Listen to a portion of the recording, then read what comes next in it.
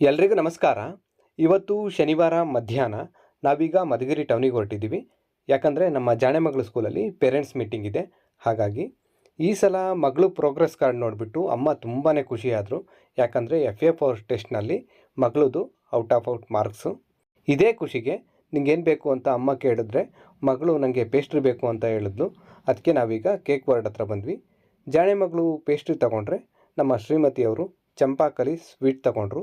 ನಾನು ಹೇಳೋದಿಷ್ಟೇ, ಜೀವನದಲ್ಲಿ ನಾವು ಯಾವಾಗಲೂ ಸಂತೋಷವಾಗಿರಬೇಕು ಅಂದರೆ ದೊಡ್ಡ ದೊಡ್ಡ ಗೆಲುವುಗಳನ್ನ ಅಷ್ಟೇ ಅಲ್ಲ, ಇಂಥ ಚಿಕ್ಕ ಪುಟ್ಟ ಖುಷಿಗಳನ್ನೂ ಸಹ ಚಿಕ್ಕದಾಗಾದರೂ ಸೆಲೆಬ್ರೇಟ್ ಮಾಡ್ತಿರಬೇಕು.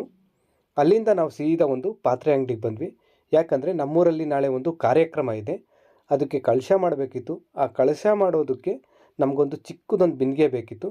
ಆ ಬಿಂದಿಗೆ ತಗೊಂಡು ಅದ್ರ ಮೇಲೆ ನಮ್ಮ ಶ್ರೀಮತಿಯವರ ಹೆಸರು ಸಹ ಬರೆಸಿ ಅಲ್ಲಿಂದ ಮನೆಗೆ ಹೊರಟ್ವಿ. ನೋಡಿ, ನಿನ್ನೆ ತಂದಿದ್ದ ಬಿಂದಿಗೆನಲ್ಲಿ ಇವತ್ತು ಕಳಶ ರೆಡಿ ಮಾಡಿದ್ದೀವಿ. ಈ ಕಳಶ ಯಾಕೆ, ಏನು ಕಾರ್ಯಕ್ರಮ ಅನ್ನೋದನ್ನೆಲ್ಲ ಮುಂದಿನ ವೀಡಿಯೋದಲ್ಲಿ ನಿಮ್ಮ ಜೊತೆ ಹಂಚ್ಕೋತೀನಿ. ಎಲ್ರಿಗೂ ಒಳ್ಳೆಯದಾಗಲಿ. ಧನ್ಯವಾದ.